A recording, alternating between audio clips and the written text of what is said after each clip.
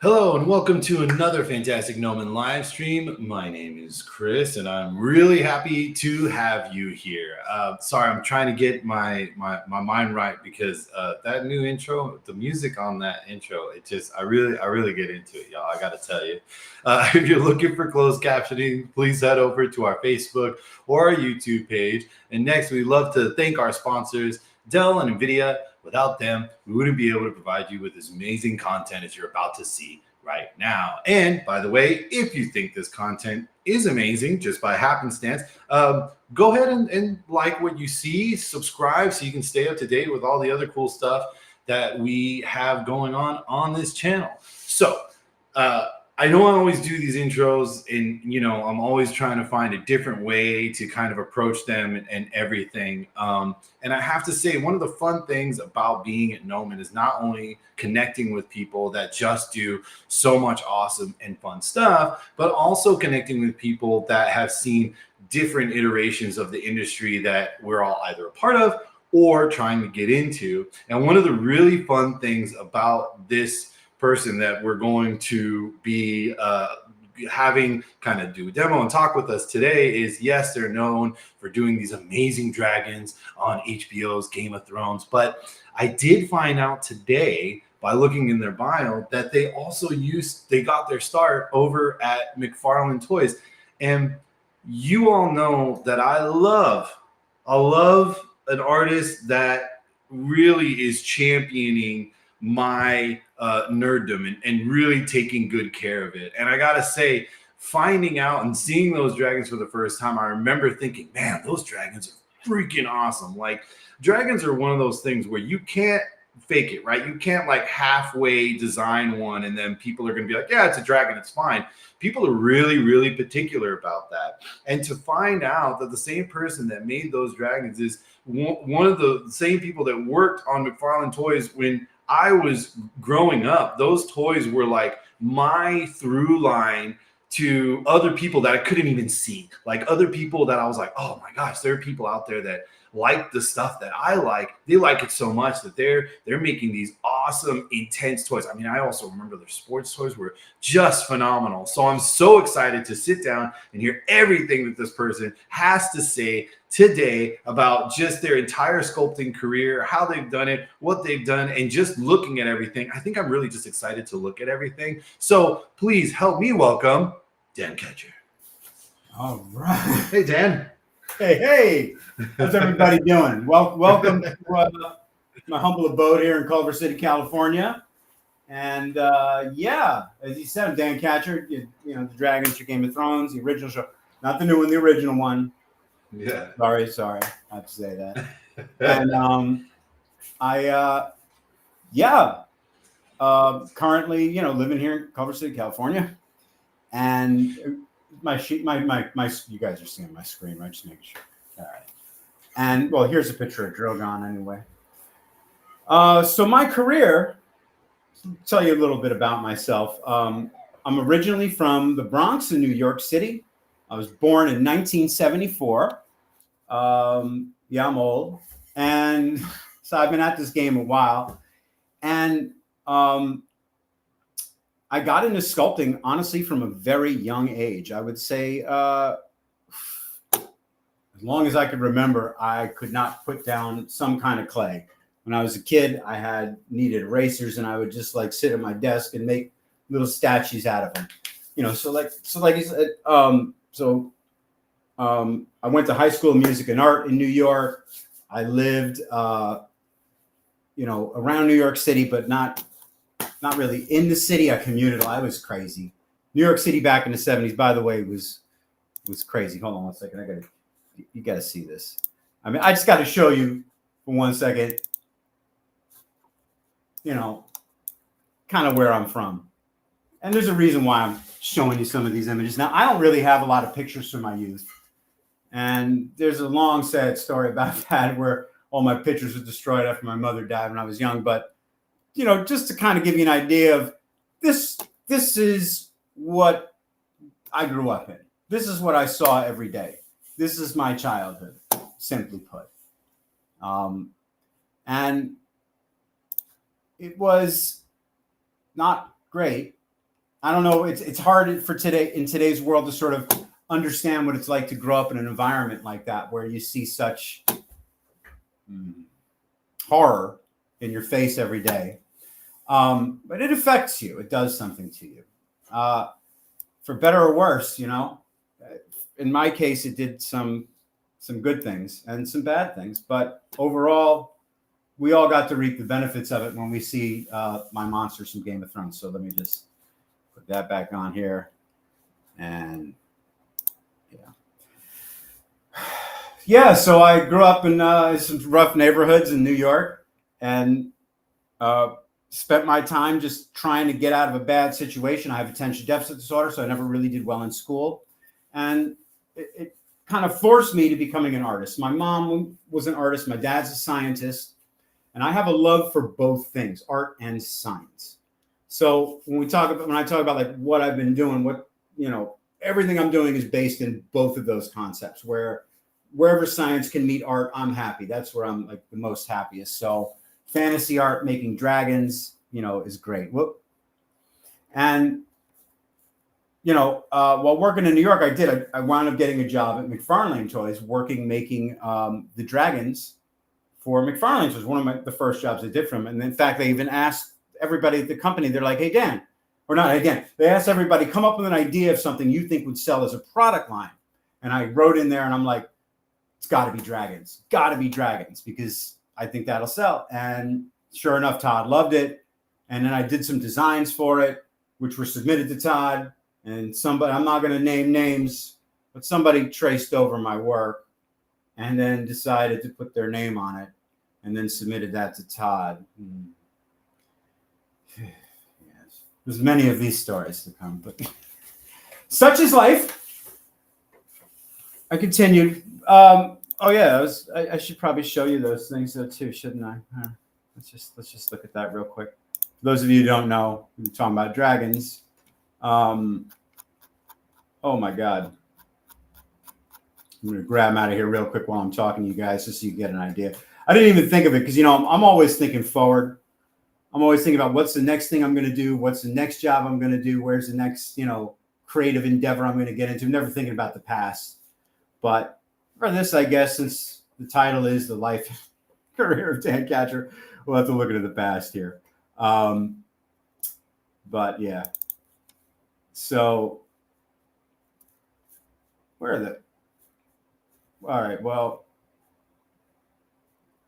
oh yeah, here we go. So I didn't even think I was digging that deep, but when I was introduced with the McFarlane stuff, I had to dig it up. Yeah,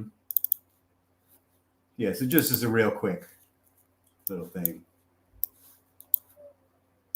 So this was done what was this, early 2000s, New York City. I was commuting from my home. Why can't we see this bigger? Oh, there's this guy. Kind of looks like Drogon, doesn't he? Eternal Dragon, this guy. Came up with all these different designs for these dragon sculpts.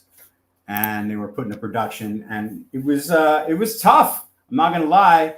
It was about a 2-hour commute each way to get to Bloomingdale, New Jersey, to where I would go in there and sculpt happily with clay every day, mind you.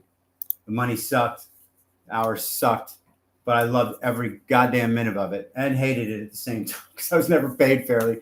But, I learned a lot. And Todd is also, he's crazy, but he's a great artist. And he really inspired me to do a lot. So worked for Todd, did that for a bit. Came out here to California in 2007. Worked for Gentle Giant. I was making some Star Wars figures. No, I don't really put them on my book because I don't show it. I don't really care. It was some Jabba the Hutt piece or something I did. I don't know. Who cares? I worked there. I got laid off after a year of working there, moving everybody out to LA. And suddenly I found myself just not working. And during that period of time where I was not working, now I have to get. I got too much into digital work, really. I'm going to go back a little bit. Oh, forget it. Let's go back to this for a sec. So after working at McFarlane, I worked for Gentle Giant, and I just had a lot of downtime. There was no work. work. There was nothing to do. And I was like, what the heck am I going to do with myself in this period of time? Oh, actually, I did do some cool stuff for Gentle Giant, which was this guy. Pull this over here. Yeah, this was kind of fun. It's like some monkey sculpt. Oh, there I am. Look at how young. Wow.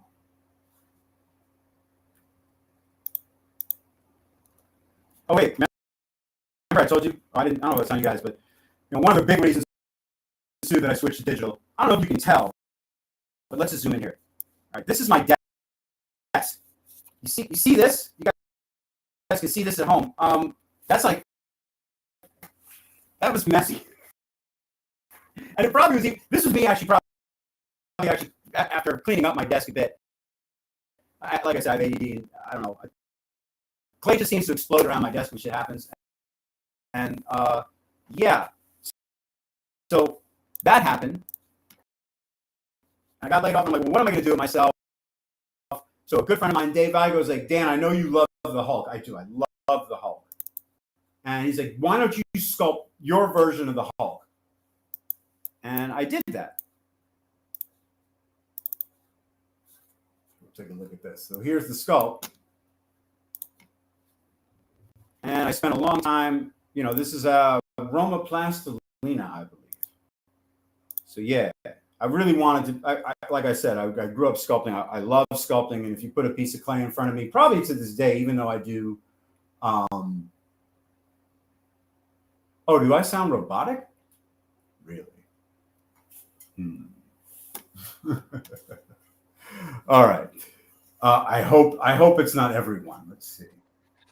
Well, I think it's kind of going in and out right now, but let me just get a little smoothed out right now. All right. I think we'll keep an eye on it right. as you tell us about this Hulk. Real quick, before you go into too much detail on this Hulk, just to get kind of an aside. You said Roman plastilina. So for people that don't know, can you kind of give us a little bit of an insight of how you like originally sculpt stuff, and then what would be the difference with this Roman plastilina that you'd be using, and the difference between the two? All right. So here's the difference. Here's the thing. Roma is just a stinky, sexy substance. All right. It smells. It's horrible. But if you sculpted with it, you'd see that it's just awesome. When you're using other kind of clays, you have to use either heat or different solvents or whatever in order to get like the sculpt to really look good. And with Roma, it's just you get some water on there and some saran wrap or something, and you can just sculpt all kinds of detail at any scale, and it's really easy to work with. Unfortunately, when you try to put silicone on Roma plastilina, well, you have to use the right kind of silicone. And the guy that I gave this piece to mold and cast the thing decided that he knew what he was doing and that he was going to mold this thing for me at some kind of cut rate. I don't remember. I was broke, and I was like, all right, fine, whatever. I was out of a job at that point. And he used the wrong kind of silicone, and essentially it just melted around the statue and made the statue gone, unrecoverable. And it wasn't just this one. There was another statue too. I mean, I have to find pictures of it. God only knows where I put these pictures of this thing. But there was a rhino. Oh, here it is.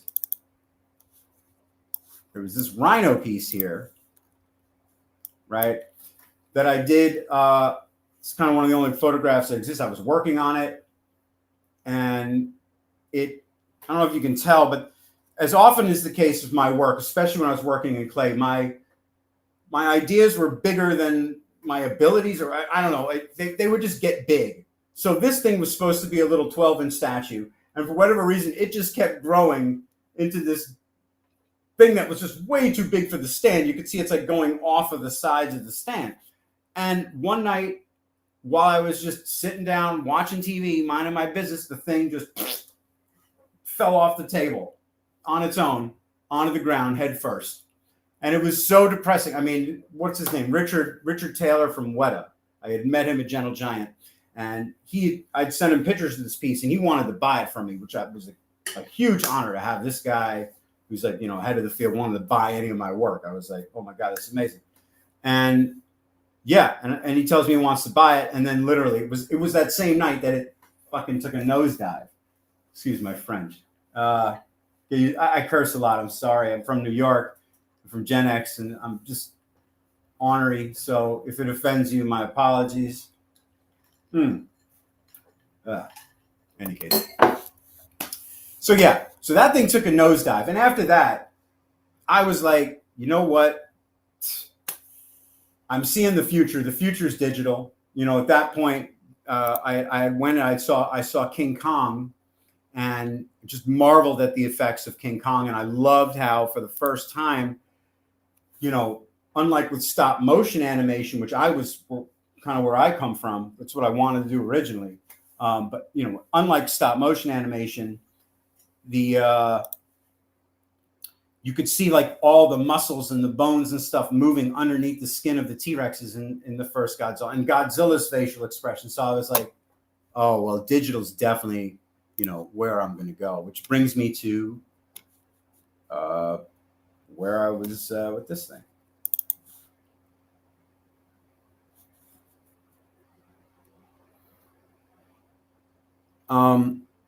Sorry. So yeah, so I after getting laid off from Gentle Giant, I made those pieces, but those pieces plus some very early like digital work were enough to get me my first job working for this Pixamondo out here in Los Angeles. And they started me off working on the show Terra Nova, where I was making dinosaurs for it. And as I'm making the dinosaurs for the show, this dude walks in, and excuse me, I'm getting my orders all wrong. I had heard through the grapevine before, that somebody was going to be walking through the studio that was looking for a dragon for a TV show.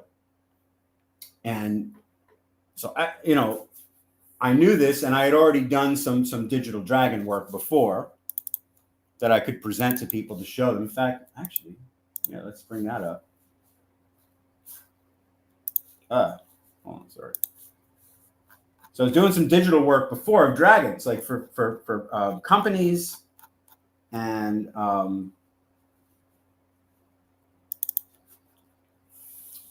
other such. Hold on, sorry, my bad. Oh my God, see, I'm looking for the pictures now instead of being like. Yeah, here we go. I just wanted to show you guys because I don't think I showed anybody this.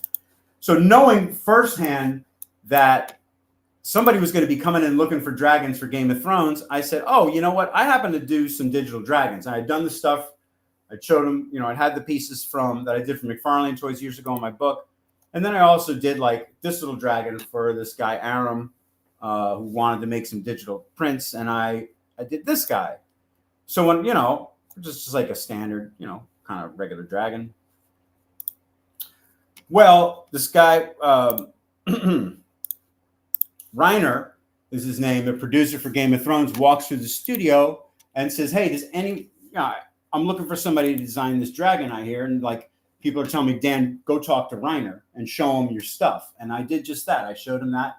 And after him looking at the pieces that I showed you and some of the dragon stuff I did for McFarlane, he was like, great, you could work on Game of Thrones. And honestly, I really didn't even think much of it when I first got the show. I didn't even see the first season, mind you. I did know about Game of Thrones because my friend Justice Joseph, I think, who is here tonight, had told me about Game of Thrones, the book, and he was like wanting to do merchandise for it. And I was like, oh, if there's a dragon in that show, man, I want to do that thing. That's like what I want to do. And years later, out of circumstance or whatever, yeah, the chance did fall into my lap, and I was ready because I had some examples of kind of what I wanted to do with it. And then, I wound up getting that show on Game of Thrones. And since then, that was 8 years of my life. While I was doing Game of Thrones, I was also doing like Shannara and other TV shows. I can't even remember, like Dr. Proctor's Fart Powder, I think was one of the movies I worked on. It was like a German show. I shit you not, that's actually the name of it, Dr. Proctor's Fart Powder. And I tried to get like images of the anaconda I did for my reel for that. And I can't find it. So if anybody knows anything about that, let me know. But yeah, so while Game of Thrones is going on, I'm doing all kinds of work. And so here's just some examples of, some of the work I was doing on Game of Thrones here. And yeah, like everything from, basically I was designing them from when they were little babies all the way through till the final season. And that only came to me because I really had to I got pretty lucky. What happened was Terra Nova was a huge disaster for everybody involved. It got canceled after one season. I mean, I didn't think the show was terrible, but whatever. It got canceled, and I really thought I was like, that's it, I'm done. All my dreams, my hopes, everything I wanted to do were just crushed after Terra Nova was left, and then I was left jobless afterwards. And luckily for me, though, I get a call literally the same day that I'm fired from Pixamondo, or laid off, whatever you want to call it, because they just shut down our branch of the studio. And they're like, hey, Dan, I get a call from HBO, and they're like, hey, Dan, you want to come in and maybe show us what the Dragon's going to look like from season 3 till season 7? And I was like, yeah, sure, man, I'll do that. Now, by the point that they had called me, I actually had went back and looked at the work. I actually watched Game of Thrones and was like, the first season, and was like, holy fucking shit. This show's awesome. Unlike any other thing I was working, I was like, oh man, this show's actually really good. Well, I better do a damn good job with this dragon. So after the first baby, I mean, I thought I did a good job with the baby dragon, but after actually watching the show, I was like, I got to put everything I have into this thing. And, it was a lot of fighting. It was a lot of battles to kind of get my vision out. Oh my God, I'm supposed to be going faster with all this stuff. I'm wasting too much time talking here. But yeah, so I got the show. And then afterwards I went on work for Encore, which is where I was working on Doom Patrol. And here's just some little examples, some of the concept work we were doing for Doom Patrol that didn't go anywhere for the new Green Lantern show, which I don't think we got. So I could just share stuff. A lot of stuff that I have in my portfolio still to this day. I mean, I could barely share because it's either not out yet or still in development or tons of stuff. So these are just some portraits I did, reptile portraits again, little squid guys, Green Lantern. They were fun. These were quick, about a week each using ZBrush. This is all ZBrush and Keyshot. Here's one where just the client said, I need somebody with half their face removed by a gunshot blast, just real fast. This is a day where I just kind of took my head and, did some sort of horrible thing to it, just as an example. Again, really quick. This is maybe a week, a Grim Reaper concept for Encore. I don't know if it ever made it to a film or not. I don't even keep track. This is a Kelpie. You can see this. I wish it was bigger. Oh, well. Yeah, bring it up on the other screen. But this is a Kelpie. Again, this was for Supergirl. And unfortunately, it never even looked like this. They decided to render it so that it was made of clear water, which, whatever. Oh, here's the underbody. So just to kind of show you all the anatomy and skin that goes in even before you get to put the fur on a creature. But this would be Monsieur Malat. And this is his body here. And yeah, so made that. And of course, made all the there's a whole Ziva muscle system under this thing. There's a skeletal system that exists for this. So every time I'm building out a creature, there's probably going to be a whole skeletal and muscle system that's coming along with it. And even to just sculpt it itself, which I'll demo today, just to sculpt it requires bones and muscles and a knowledge of anatomy. Right. So let's move on here. Again, just some crazy thing where we had to put, something was supposed to be a nightmare it was supposed to be Supergirl's nightmare. And that was Supergirl's nightmare creature that attacks her in the show. And there's a show out now called Dead Boy Detectives. And I was doing some snake work for that. Here's like an example of the snake. So its mouth open and closed, kind of like showing proof of concept for how it's going to look. I don't know if it even made the show, because I have to be honest with you, I didn't watch it. And, Justice is here, so we can talk about this. There was a demon concept. Justice won the concept. So competition, got to hand it to Justice there. I had my own kind of demon thing. He was tasked to do a skinny one. I was tasked to do with more of like a classical superhero demon. And these are just some of the ones I was coming up with. And they didn't go anywhere. So I could just show it. I don't think it's undisclosed anymore. But yeah. So it's like some demon stuff. But yours is cool, Justice. Really cool. I love it. And this was for something. It's for some movie. It's some movie that came out, and they didn't even tell me what it's for. I know it's in a film. If anybody's seen a weird-looking demon angel, actually, this wasn't even it. This was probably one of the unapproved concepts. It just kind of show, like, in a single day, these are the kind of things I'm sort of pushing out for just an idea of, like an angel. Again, really quick, like a day or two kind of sculpts to show, like, somebody wanted a little horn demon. Reiner actually wanted this one for one of the shows that probably will never see the light of day, but why not share it?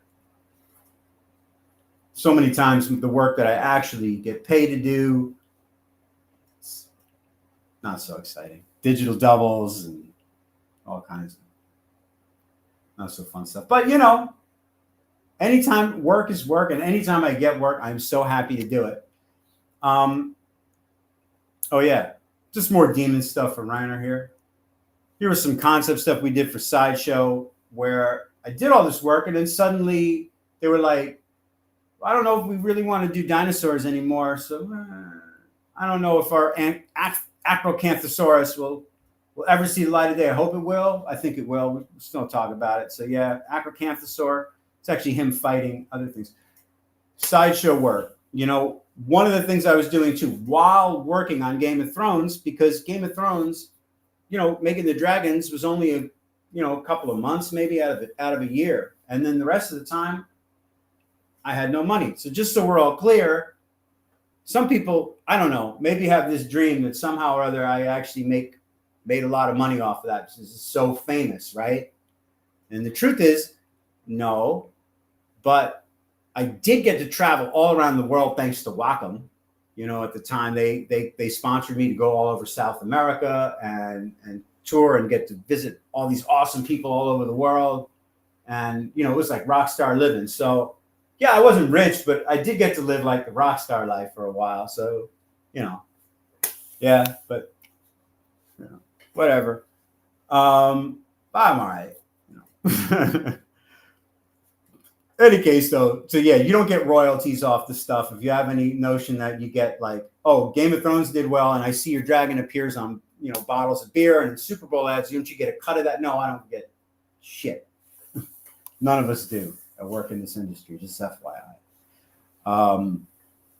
And it's the same thing, basically. We're all hired to do work.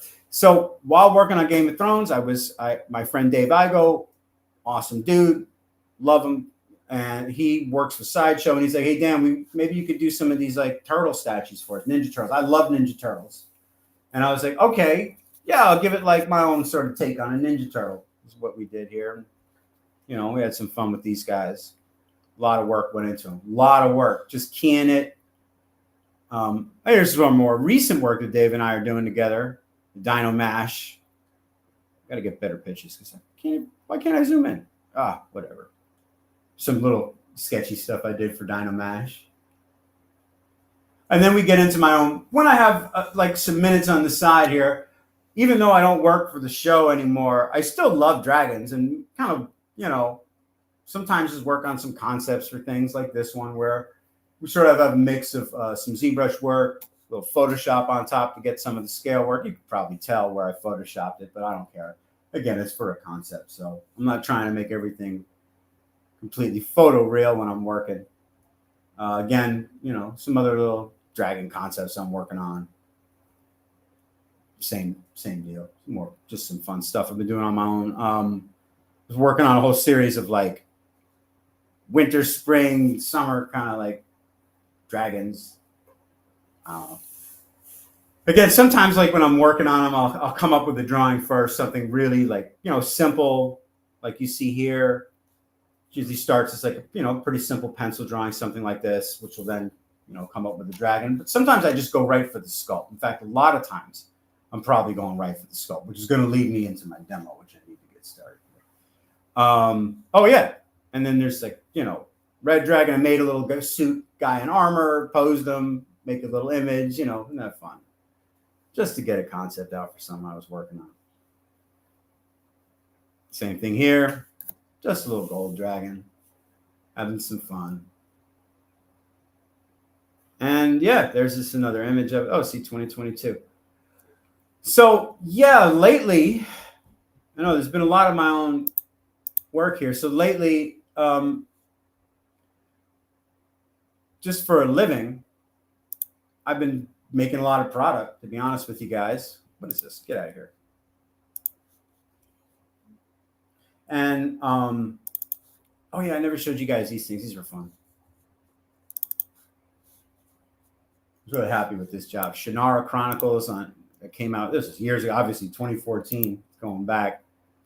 But, you know, we did a bunch of different crazy concepts for these guys. Some of them worked, some of them didn't work. Finally, this is the one that was approved for the show. This crazy looking bat demon thing. But it doesn't always start as awesome. Sometimes, you know, there's a process you have to go through where you're doing things that, you know, maybe don't work. You know, no one is a machine, and it takes trial and error, I think, to get stuff out. Oh yeah, some of these things, you know, sometimes they work, sometimes they don't. Again, this is all like ZBrush. Whoop, go back to ZBrush, Photoshop. I know there's a lot of stuff I do in black and white because for me, honestly, you know, as Michelangelo said, the cartoon's the thing. You know, when I'm designing colors, you can color anything if you want. Yeah, it's important. But it only, you know, it's really all the stuff that's happening, all the anatomy, you know, the proportions, the shape of the thing. To me, that's always the most important part of more Shannara Chronicle stuff. Isn't that fun? Just some examples of some of the concept work I've done. And I guess as promised, you know, I do want to kind of show you guys some of how I make this stuff, because I think a lot of you guys still want to make it. But before I get into that, there's also, I do have to, first of all, let's just load this up. We have to recognize the fact that the creative industry right now has been hit pretty hard from a lot of sides, especially here in Los Angeles. And when I say creative industry, I mean there's a lot of us right now, from visual effects people to, you know, musicians, directors, you name it, who've really been feeling the crunch lately, where there's just been layoffs or just not a lot of work and things are shifting by the day. And where this is all going, who knows? But that we'll talk about in a little bit. For now, though, what is important, and I think, is that we all remember our humanity. And that when I say that, I mean, like when I grew up in the Bronx and I showed you some of those scary images, right? Of subways with graffiti and crime and stuff like that. Or I think about my childhood and the kind of horrors that, you know, I saw as a kid. When I sit down and actually make the work,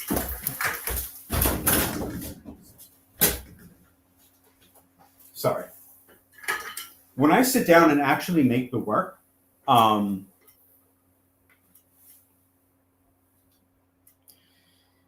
sorry, my kid was screaming. It's very distracting. Mazel tov, I'm so glad I have a kid. They're awesome. It's like the happiest. It really is. It's so awesome. It's such a joy. But sometimes when they're yelling and screaming, it's a little distracting. Any case, but I was talking about the humanity and the emotions that we all have within us and the stories that we tell. And it's all those things kind of mixed together that allows us to be creative, to make art, right?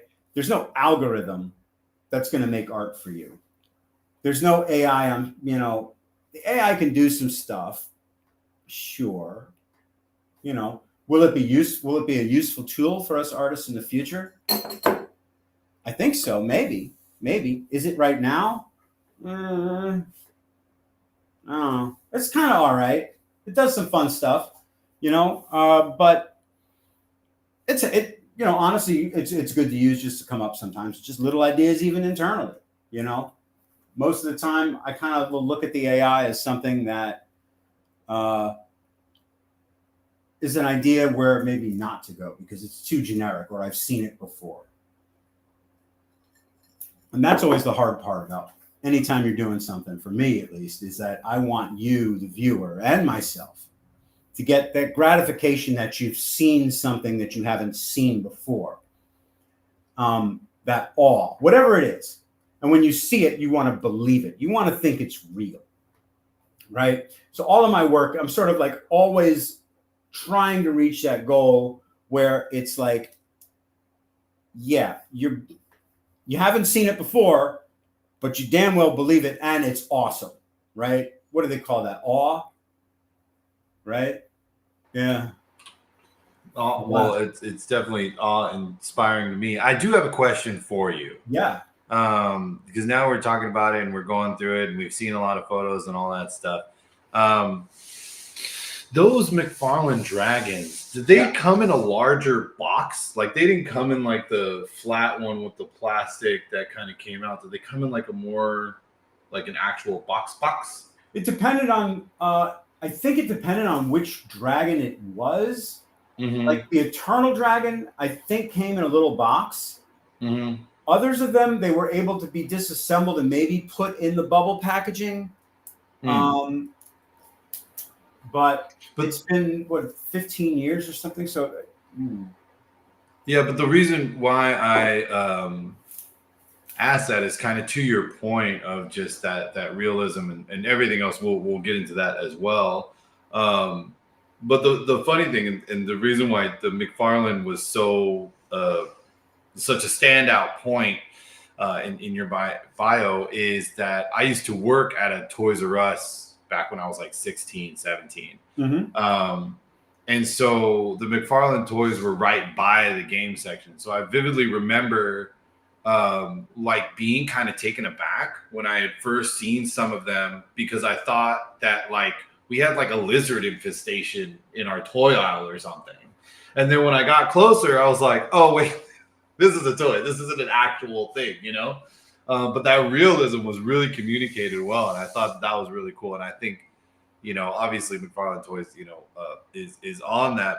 But, you know, what you add to a lot of the elements, not only through the toys, but through, you know, the sculpts through Game of Thrones is, again, that realism element, that connection. So I just think that that's really cool. So I do want to kind of communicate that your intent, I feel, has been received, at least from my perspective, which is really cool. And it's cool to hear.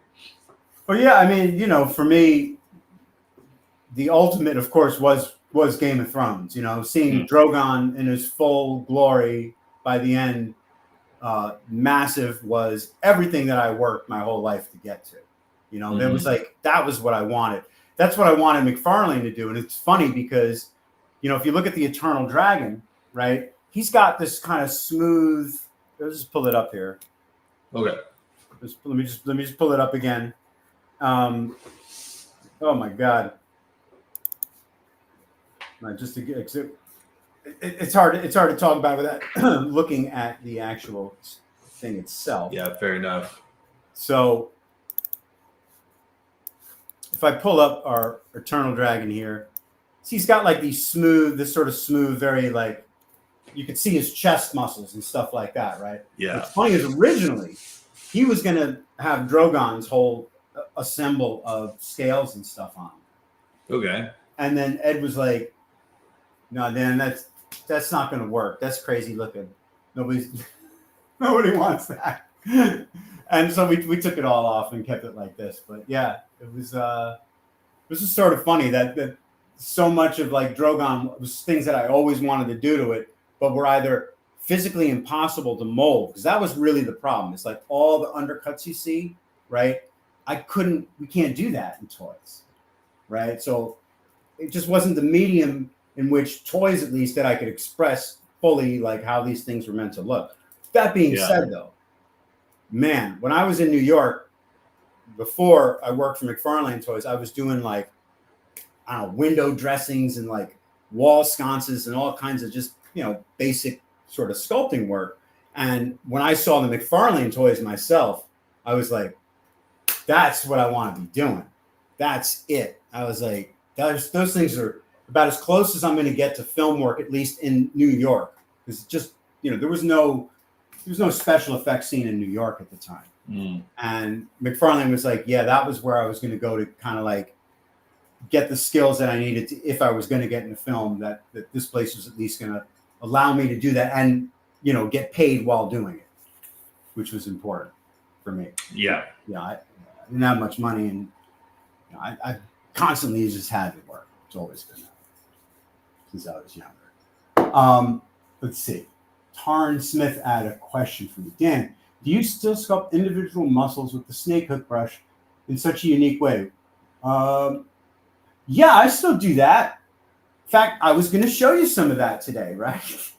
Perfect. Why not? Right. Why don't we talk about some muscles and scales in detail? Now it's funny. I'm going to talk about this stuff, but so when you look at the images and when you got the actual toys, here's what's disappointing. I have bad news for you. The toys, right, were half-size versions of the sculpts, and sometimes more than half-size. In fact, I got in so much trouble because of this dude with the guy riding on him. I mean, this sculpt, I don't know what, just like, how I told you about the damn whatever dragon, the rhino crashing off the table because it got too big. This thing with the wings outspread was so massive. It had to be so shrunk down that all the detail was lost. I mean, you could see like the teeth at this point look like little pegs compared to what they were. But, I shouldn't put ice in there. What's interesting is that it just about got me fired. And now with digital, I don't have to worry about that anymore. So thank goodness. And what else I could do with digital? Let me show you guys something here. So I promised some demo stuff, right? Here's kind of a dragon. I was going to show the scale stuff, but here, let's go back. Let's go back a little bit. So often is the case, as Raven just said, Tarn asked, do you still sculpt muscles and stuff using the snake hook brush? And the answer is, yes, I do. So let's step back a little bit here. Say I'm going to here's a dragon after working on it probably for, I don't know, this is maybe like 30 minutes of work I put into sculpting this thing right here. But let's go back. Let's go all the way back. So when you guys start a project, right? Or when you're trying to make a monster, where do you start? Big question. Where does one start when they want to make a monster, right? So for me, first thing I want to do is think about the bones.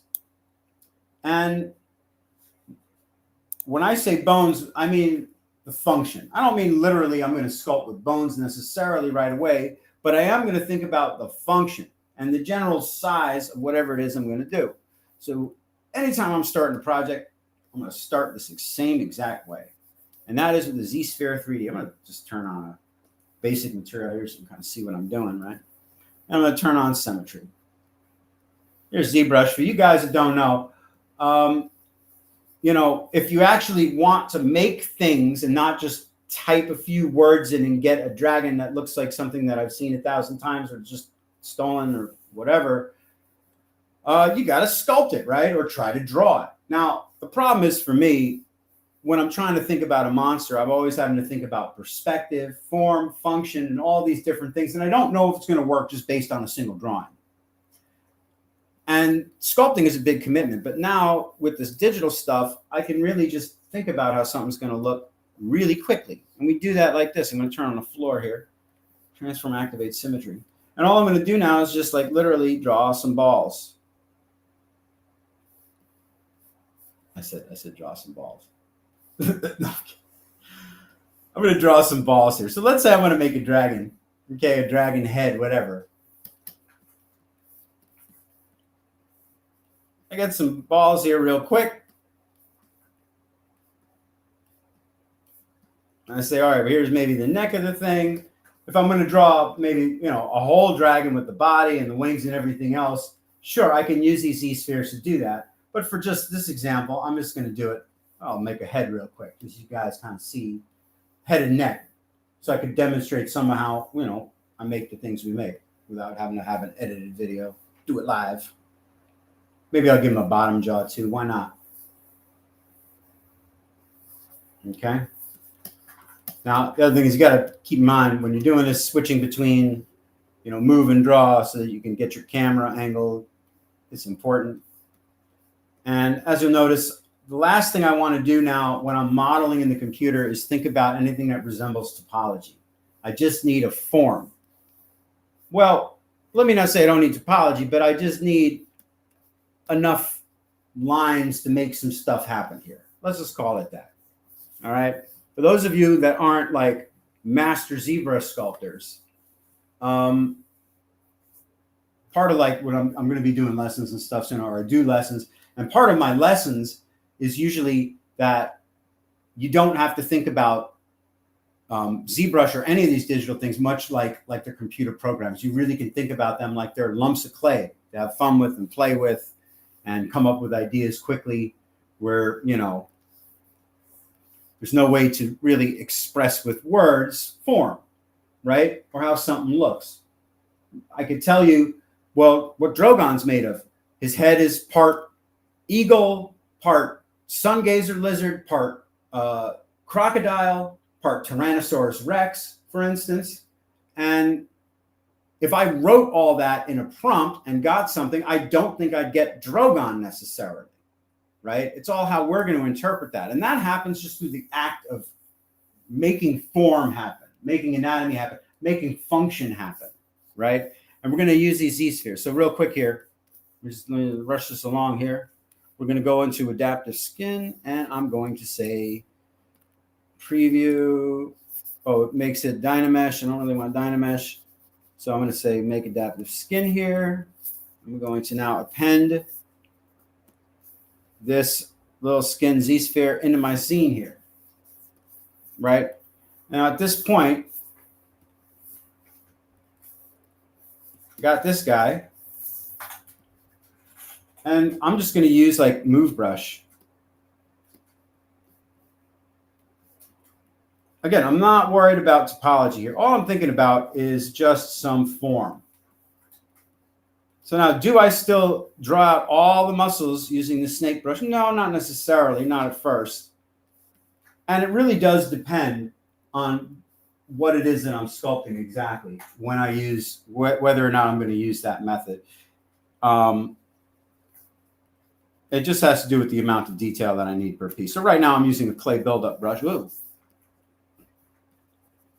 What the heck? Oh, yeah. And so with ZBrush real quick here, and the right alphas,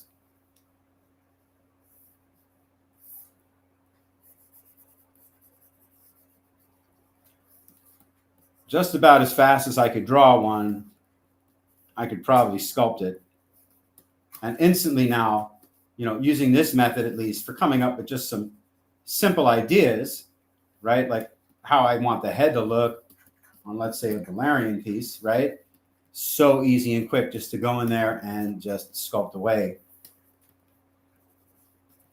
And what I really like to do now is just say, oh, forget about anything that resembles topology, right? I'm going right into Sculptress mode using ZBrush at this point. So if I want to add more detail with this particular brush, it's really great. I could just go ahead and add infinite details here.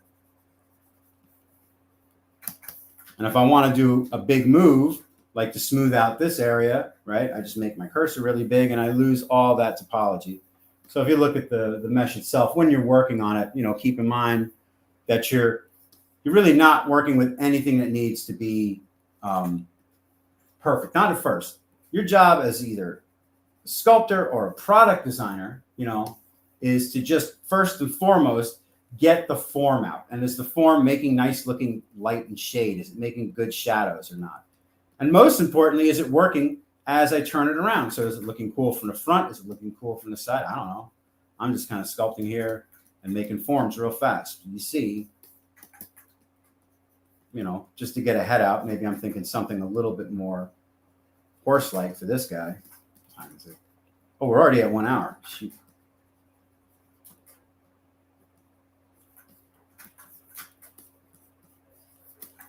I can start to base out.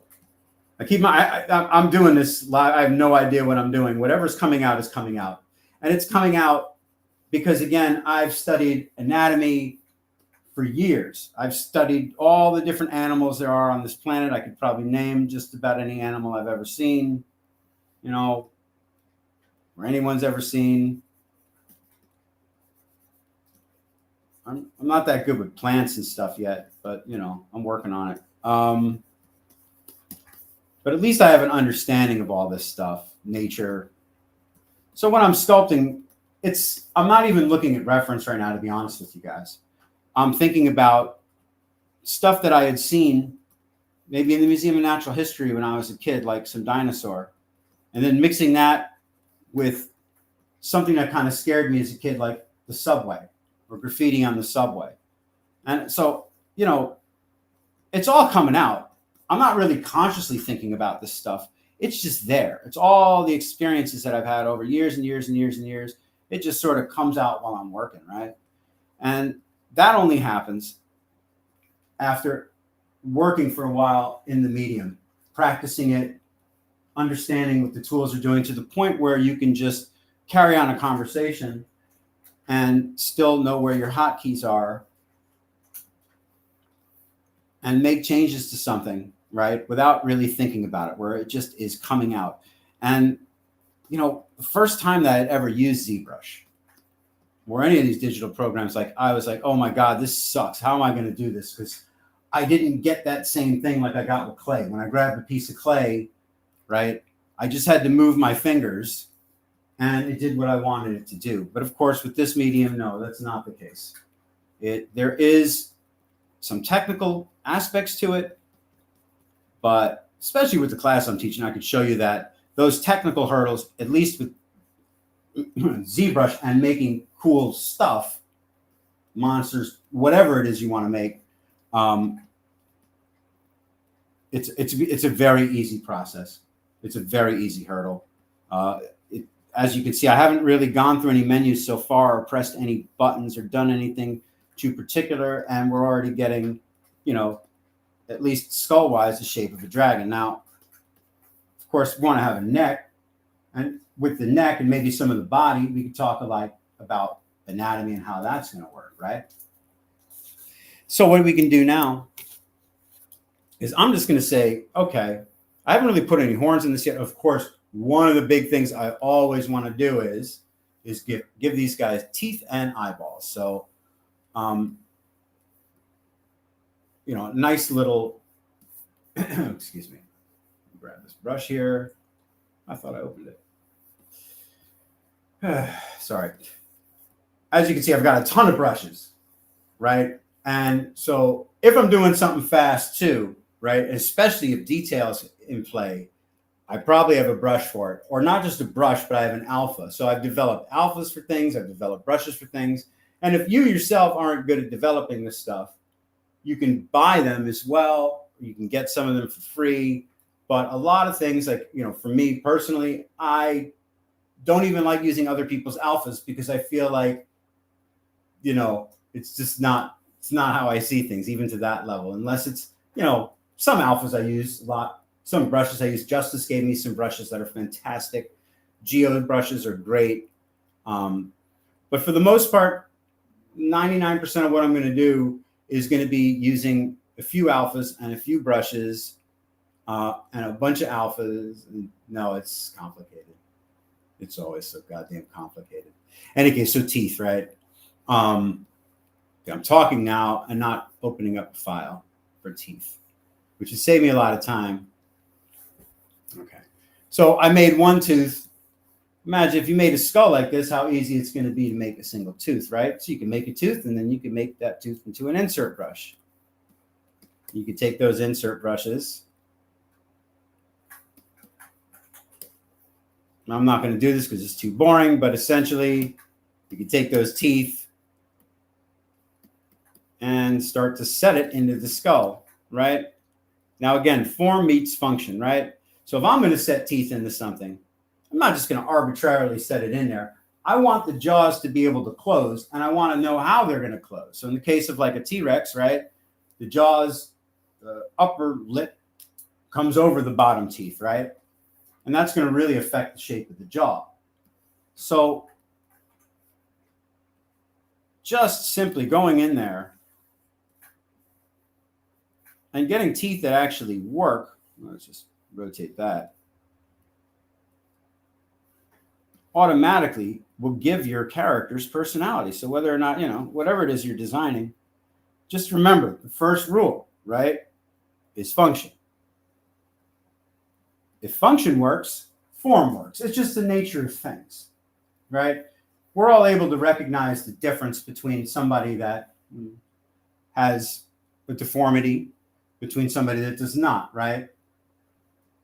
If a space alien came to Earth and saw somebody with elephantiasis or somebody without elephantiasis, they would just think probably nothing of it, right? But to us, we are trained to see this thing. Well, maybe they would recognize it as bad function too. Maybe it's universal. I don't know. I'm not even going to debate that. But what I do know is that we can look at it and we can see a deformity and know that there's something wrong with the function of that. So I can't stress this enough. If you get things to function well, the form will follow. The coolness factor will follow. The more you follow that rule, the better it is. And how do you follow that rule? Again, it's an understanding of how things work. And not just an understanding, but playing around and making them work. So in this case with the teeth, right, I'm going to get them to fit in there so that they're going to work. Now later on, I can cut this thing and make it into a head and whatever, right? Also want to give it some eyes too, don't we? Really important at this point. We'll give it some eyes. And I'll set them for, let's say I'm making a dragon here. So let's say for the eyes, I'm going to set them up high on the head. Why? Because every time I've seen a reptile, their eyes are always set up high on the head. There's other dragons out there where their eyes are low set and off to the side. I don't like that. I like them set up high. And then I also like to think about how these eyes are going to look at me. Can they focus? Right now, no. Which means I have to do this. Unless I wanted it to look like a lizard and have it so that it only can see me from the side like that, which is fine. But I don't know. I like to think of my dragons as maybe kind of sentient. Also, too, one thing you can do since we have this and these teeth is we'll just go ahead and split those. So anytime you start adding objects to it, you can split them off into their own subtool. So just as an example, if I want to, for instance, open up that mouth so I could work on the jaw, maybe give it some personality.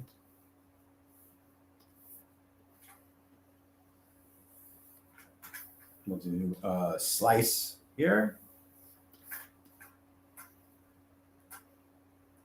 I'm using a slice curve brush to do this. What that did, well, actually, hold on. Let's make everything its own polygroup here.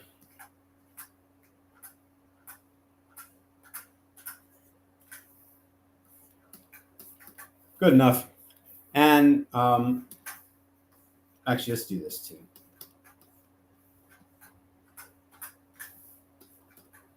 Oh, no, it's not centered. Who cares? At this point, we do a mirror and weld, make sure our polygroups are centered. This way I could just break off the bottom jaw if I want to open up the mouth. And we'll make that its own polygroup. I'll inverse that, make this its own polygroup. Whoop. And we'll just say Dynamesh it again. Oh, Dynamesh. So again, guys, when you're sculpting, when you're first starting out, when you're doing your pieces first, I'm just showing the beginning stuff here, right? You're going to use Dynamesh and Sculptress Mode mixed together. You're going to keep everything really low resolution when you're first starting, right? So I'm just going to give it a Dynamesh. I'm also going to say groups. And what groups is going to do is split the top and the bottom off into their own separate pieces of geometry, essentially. All right. So now I've got a top and a bottom jaw. I've also got this little thing called a morph target, which allows me to save however this looks right now as it is, right? So I could save a morph target here, which I just did by using a hotkey. But if you're looking for it right here, morph target, delete, store, okay? And I'm just going to mask all this off, inverse the mask, get my little gizmo tool out here, and we'll open up the jaw. Now, what I can also do, go here, right? And I'm going to go just to kind of show you an example of how you would do this. First thing you would do is you do the whole row of teeth all the way down, then we'll open up the jaw, right? But for the sake of time, I don't think we can do that. But just to show you an example, though, we'll go to polygroups and auto group. And what I'll do now is just select the teeth that I want to move. I'll mask all this off. Go to these eyes. I don't know. I kind of do this stupidly old school, but so now I can go ahead and rotate that jaw, but I'm going to select this and we'll get that jaw to open with the teeth attached. And the reason I saved in morph target is, again, like I said, so anywhere where that jaw went back and did something I didn't like, let's turn off Sculptress for this part. I can morph it back. Let's turn it. Oh, why is RGB on? We could just morph back stuff that didn't look so hot, right? And kind of get like the shape of our crocodile jaw here. And at some point too, you know, because it's now split off into these two pieces, which is really nice, I can select the top of the jaw here.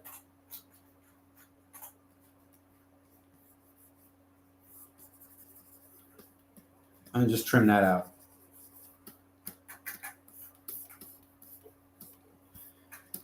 And then simply, right, I could think about the bones and the skeleton and stuff like that, or I could just think about it all big and in moss, right? It just depends what I'm trying to do.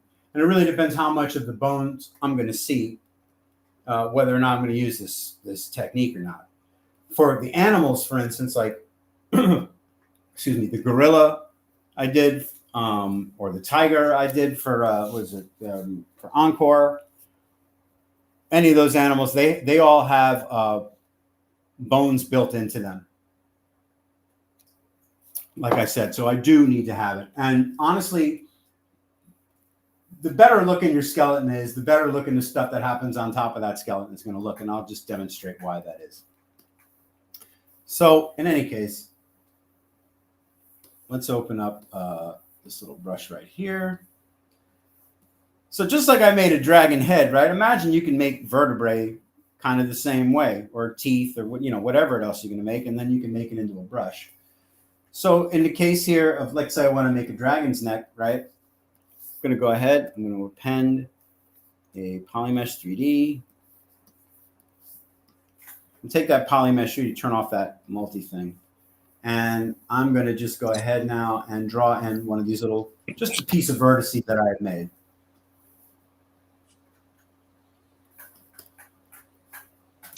Dan, while you're going through this, do you mind if we ask you some questions from the chat? You can still keep sculpting, and then I can ask you the questions. So yeah. I love it. Yeah, go ahead. You were saying you gotta, it's still knowing where the hotkeys are and being able to answer questions at the same time is all part of it. So we're talking about the snake hook. Somebody did ask, Raven Minis, with the Game of Thrones dragons, did you have concepts for the dragons, or was it always planned to be one model that would be recolored?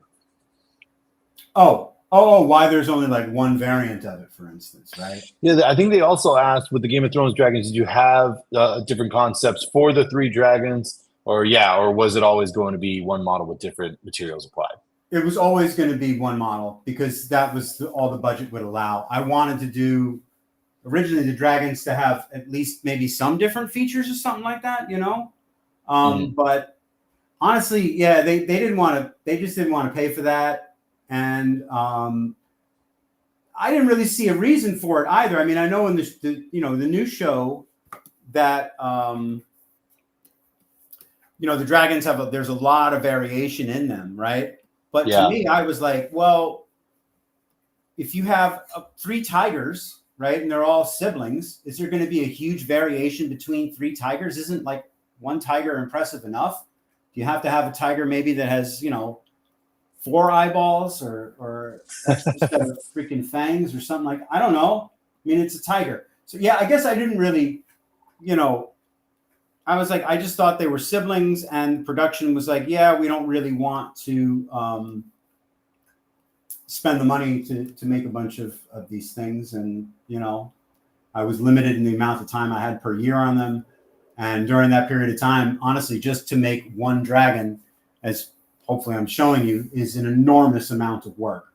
I mean, just to make I'll show you what's involved.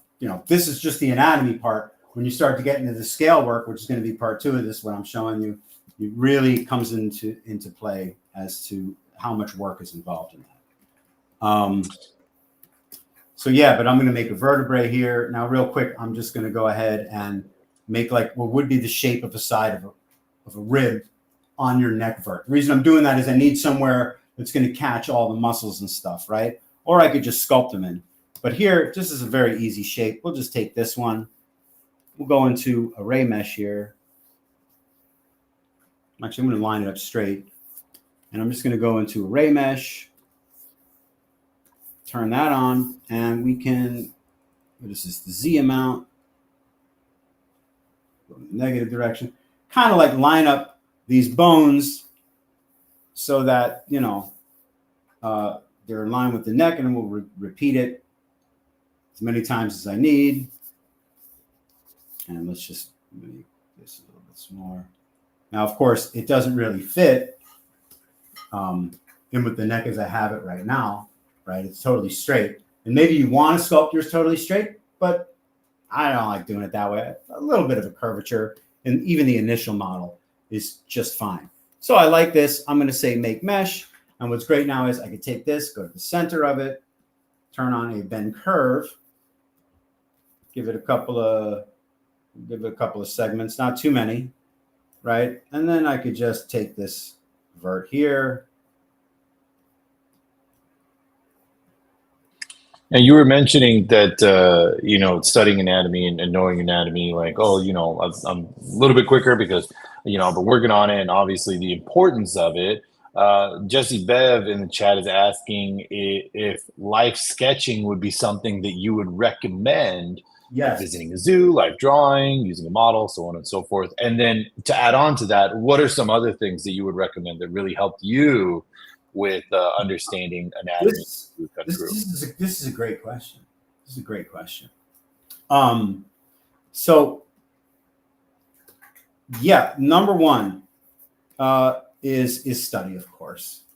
And when I say study, I mean like going to museums, reading books. I have where is this thing? I hope my computer hope nothing crashes. That's my only fear. You guys can see my camera here. If I'm doing human anatomies or something like that, right? I've got books on this stuff, Atlas of Human Anatomy and Surgery, right? They're not photographs of cadavers. They're even better. All these illustrations are just such great reference to sort of give you an understanding, at least, of how the human body works. And once you understand the human body, all the other bodies start to make sense to you, with the exception of maybe insects. That's a whole other thing, or maybe octopuses, because they don't have skeletal muscles. But everything else that has skeletal muscles, what you'll notice when you get the books or you do your research, is they all have basically the same setup.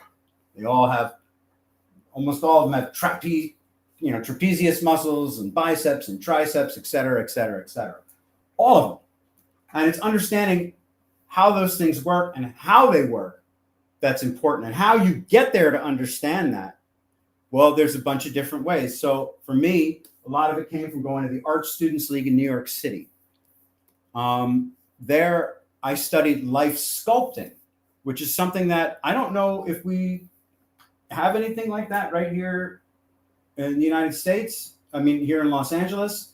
If we don't, we should, because was the greatest thing I learned was sculpting from a model. So important, and taught me everything I knew. And I'll tell you the story about that. This woman was my teacher. Her name is Rhoda Scherbel. I believe she's probably deceased now, being as such this was some time ago. And she was not a young person. She was a fantastic teacher. And I took this anatomy class, right? I was young. I must have been like 16 years old when I was taking this class with Rhoda Scherbel at the Art Students League. It's non-accredited, the school. It's still there. And it teaches like old school academia. See, I'm just making some moves here with the brush. Old school French Academy techniques is how I describe the Art Students League. And it wasn't really my thing. Like I said, I'm really into like fantasy art and like nerdy stuff. You know what I mean? So I was sculpting this. I wish I had a picture of it. I was sculpting this very, pretty model. She's a pretty girl. And for whatever crazy reason, I gave her like these big fucking devil wings coming out of her back. And Rhoda came up to me and she said, Dan, I mean, I love your sculpting, but I have a question for you. Like you drew, you sculpted this woman with bat wings, right? But you didn't really explain how it is that she could possibly fly with wings just emanating, like magically emanating from out of her back. And she's like, and I thought about that. I was like, wait a second. I thought about like angels have been depicted with just wings on their back. But what she said to me, like totally changed my whole way of thinking. I was like, wait a second. Yeah, how do angels fly then? The stupid wings like that. My dad, who's a scientist, would always say, how is Superman flying, without wings? It doesn't really make any sense. So, trying to create fantasy stuff and have it make sense is the key. And that really does come from, again, understanding the tools that you're using. So it's like life drawing, life sculpting. Anytime you can do that, great. If you don't have access to that stuff anymore, yeah, sketching at home, using a pencil is great. I draw, but for me, I'm probably going to go 3D and sculpting. Even it's just my own process. Even before I draw, I'm probably going to sculpt just because of this. I mean, here I have this thing. I mean, I could go into Photoshop right now, right, and just project this and just draw, all the teeth and the scales and everything like that in Photoshop to get the idea out. Once I have this perspective, and that for me was always the hard part about just drawing, is dealing with perspective. And that's why another reason I love sculpting and the computer is that I can think about how muscles are working, how bones are working, how they're interplaying with each other, how the form is working. Is it work? Is it going to physically work? Is the head too big or small? And I can't really tell that if I have to think about how it's fitting into a scene with perspective. So, yeah, that would just be my thing. I still think that sculpting overall is, for any kind of concept work is great. Yeah, that's that. So here I put in all these vertebrae. I'm sorry. As a quick shot for sculpting, have you ever like sculpted in public or had like small clay that you take places to like do like, just, sculpting as I'm walking or sitting in the park or anything like that? Or is that like totally outrageous? Well, like I said, I guess the closest thing I'd say to that was, when I was younger and I lived in New York and I was single before I met my wife, I would go to the park and like sketch girls or go to the coffee shop, because I thought it would help me score. And that's not actually how it worked for me. No, that wasn't a successful venture. It always had to be something other than that. But it was a nice way to have a job. Nice way to make a living. Not necessarily the best way. Well, I don't know. Actually, I'm lying, dude. It was good. It's a good movie. If you're good at it. Any case, what's this crazy color? Sorry.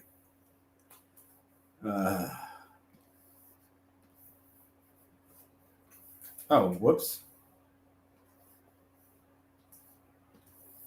No, sorry. Can't even see what I'm doing here. So again, just real quick. So I'm sculpting this stuff. Now someone was asking me about bones. Let me just throw some bones on there real quick. I'm going to use this snake hook.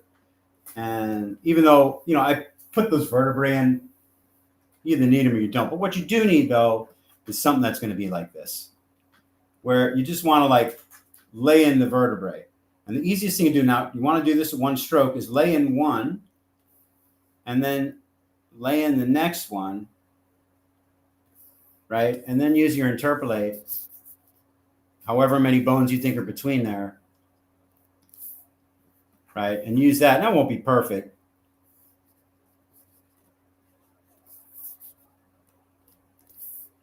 Oh, got to do it like one stroke and then the next stroke. Oh, no. Well, we'll just have to do some of these by hand real quick. Whatever. You just want to get them in there, lay them in there so you can kind of see them. You sculpt them out a little bit, give them a little bit of form. So let's say for my dragon now, I really want to start thinking about function, right? So I'm going to think about inner organs maybe even first, the bones, et cetera, et cetera. Maybe, he needs to have some kind of big throat sac here to hold whatever the chemical is that makes his fire, methane or whatever, pretend it to be, right? So I'm going to add in big kind of major forms first. And where I'm having issues like this, where you see it's making a mess, right? I'm just going to be Dynamesh, and turn off groups. And we'll Dynamesh it again, and everything should be stuck back together now. And it is. And again, not just sticking with Dynamesh, but going back to Sculptress mode, and I could very easily kind of switch out that stuff, keep sculpting on it, do whatever. Now, let's say I want to add a muscle. I was asked about the snake hook brush, right? Real easy thing to do. And because I have groups of bones here, when I add another muscle or whatever it is onto this piece, right, it's going to take on the shape of whatever's underneath it. So you're well, why would you sculpt all these bones if we're not going to see them in the neck? Well, the reason is because then you get the nice compound curvature. Michelangelo talks about this. He says the body is like a sack of potatoes with this cloth kind of over it. There's all these lumps, and all these lumps are sort of interplaying with each other underneath that cloth, right? So whether or not I'm sculpting in clay or the computer or whatever, right, I need to have some kind of a foundation to which to lay those sheets of material on. They don't just exist, in space. And a lot of times when you see people doing an écrochet, right, it can sometimes look very mechanical, I find, right? It's because you're just, again, trying to totally geometrize the body and the forms, et cetera, et cetera. Sorry for a dinosaur head. We got something going. So let's add some muscle to this guy, real simple. We use a mesh extrude to do this. We'll set our intensity somewhere around 20, something like that. And now at this point, I'm actually going to bring in another subtool because, again, I want to be able to use the snake hook brush sometimes to pull these forms in and around each other, right? So what I'm going to do now is to append, come here, append one of these silly stars, which we're going to get rid of. But before I do that, I'm just going to put that star somewhere around where I want my first group of muscle to emanate. In this case, let's go with maybe, this sort of big group on the top of the neck for this guy, something that would represent our trapezius muscles, right?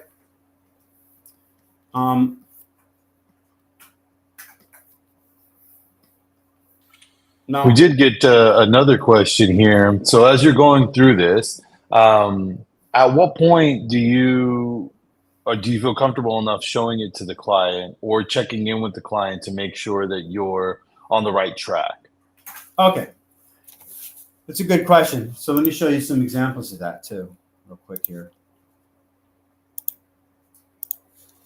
In the case of let's look at,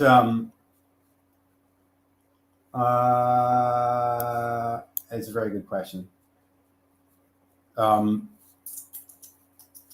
is this stupid thing? Oh my God, I'm losing my mind. Okay, here we go. Oh wait, it's LSCG. Sorry. I have so much stuff in my computer that sometimes it gets a little hard to find the things. Okay, so in the case of Game of Thrones, right? Here's about where I was comfortable sending out some of the initial sort of designs for Drogon. Right, so these are really early designs for him. So it's yeah, I'll show him something like this, just to kind of give an idea, here's what he's going to look like when he's sleeping. And you see there's no scale detail on him at all at this point. These are just first rounds. Oh, another thing too, just as proof of concept, here's the skeleton I posed out real early on to show okay, even before I put all the muscles and detail on it, I was showing them this stuff, being look, here's how the body's going to work. Just to show oh yeah, I thought about it. This is how it's going to function. And, they get the idea from that. So to answer the question, I guess, yeah, again, early, here's some more early concepts. So this would be a further on concept. This was after putting in quite a bit of work just to get it to this point. This would be an early concept. You could see that, I don't know if you can tell, but here was we're supposed to be Viserion when he's in the, he was in the dragon pit. I think it was season 4 or 5. They're chaining him up and he's basically refusing to eat. He's emaciated. And so to come up with that concept, I took, the already existing dragon, posed a little bit, just did a quick color work on it, and you get that. So yeah, I mean, and it depends on your client too. Some clients want to see a finished product and they demand it. I mean, if I was going to see George Lucas for a Star Wars project, right? I wouldn't even be showing them this stuff necessarily because, that might scare them. So let me see. It's tricky. It's tricky. You want to, if you have a lot of great foundational work behind you, you don't have to show really awesome concepts up necessarily, or you're friends with the director, you don't have to. But if you don't know the person, you've never worked with them before, they're not familiar with your work, I would definitely recommend whatever that first piece is, don't sleep when you're doing it. You know what I mean? Put everything into it. Because if that's what you're using to sell yourself, then yeah, you got it. Yeah. Like I told you, the only reason that I got Game of Thrones was because I already had a ton of work in my portfolio. So if it didn't have, and I was already working on the Spielberg show. So, they all kind of grow on each other. Again, it really depends where you're at. That would be my answer to that. Okay. Well, it almost seems like that leads to the answer to the next question, which would be, is it better to show creatures in a pose versus neutral poses? But it sounds like you're saying shotgun it. Have it all, do it all, have a bunch of stuff. Well, I would say it's always better to have work in pose, personally. I mean, at least to get some kind of feeling for what it is. There's a lot of times I've done work that's not in pose. I mean, I'll just show you some, see if I can find an example of that. I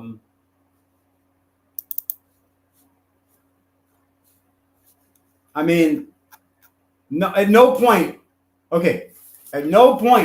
am I ever, I don't care, am I ever showing anybody my model's looking like this. Or maybe, you know what I mean? Like Yeah. definitely don't T-pose it. For fuck's sake, don't do that. And yeah, A-pose is fine. I mean, anything you could do just to asymmetrize it a little bit, I think is great. And by the way, I mean, you know, one of the things I'm going to be delving into this in some of my classes, and I think you guys should also learn it too. You know, there's this character creator program, which, you know, we're going to talk. I said I talk a little bit about AI, but here's where AI is amazing in character creator. Holy shit. Because it automatically recognizes things, how they're attached to the body, and rigs stuff for you, which is just like so fantastic. In any case. Oh yeah, I was doing this real quick. So I'm just going to take this just to show what we were talking about here with the muscle. I'm not going to use a mesh extrude. I want to use a mesh project. And I'm going to bring that intensity down. So like if I just want to like add a muscle to the body, right? I could just draw a little mask on top of what's here. And I get a piece of geometry, right? It's now a separate piece of geometry. It's projected right onto the body, which is fantastic. And we'll just make this go away.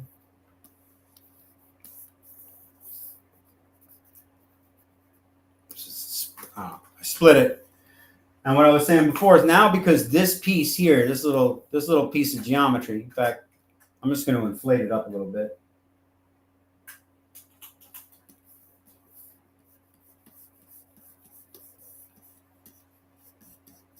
It's like a nice little sheet. Just automatically get a nice little sheet that looks like a nice piece of muscle, right? And now keep in mind, there's just a slight little bit of undulation. It's hard to see it necessarily of where it was meeting with the bone. If I wanted to make it emaciated, right, we can use dynamics in which to turn into a piece of cloth and really have it stick a bit more. But for right now, as Tarn was saying, we can use snake hook here. Literally to just start like pulling these muscles out on top of the body and get them like to sink right into wherever their attachment point's going to be, right? So if we're doing something like, you know, these masseter muscles here on the jaw, now I'm using a mesh extrude for this, right? I could just draw out one of them. You also notice I'm doing this asymmetrically, which is good. You know, first, I would really recommend if you're putting these things on, do work asymmetrically. And once you like what you've done, you know, just hit mirror and weld. But here, you know, I could spend all day just sculpting muscles and adding them on like we're doing here, right? Taking the bottom of that masseter, using my move brush, just pulling it in, or even better, I love these anchors. Rotate that in. Move that where it's going to be. But again, the shape of that jaw, right? The masseter, how it's fitting. It's all about, it's looking the way it does because that's the way it works. You look at a crocodile, it's the way their jaws function, or any reptile, right? You don't see big muscles on the side of their face like we have. They're all on the inside of the jaw, right? So like looking at a face, trying to keep it with a reptilian feel, for instance, right? You can just take those two forms, put it together. Now, if I want to add glands, whatever else, I can go ahead and do that inside the body. And eventually, after putting all this stuff together, right, I'll get kind of like a skeletal mesh of a dragon here. Well, where'd I go? And I could just merge it all into a single mesh. You know, when I want to get into detail, I've created a bunch of different brushes to allow me to do detail. And one of them, for instance, like I once sculpted an eye for a dragon, right? Saved it as a subtool. So now every time, if I have to go in and like, you know, put some eyelids on something, just for concept, bam.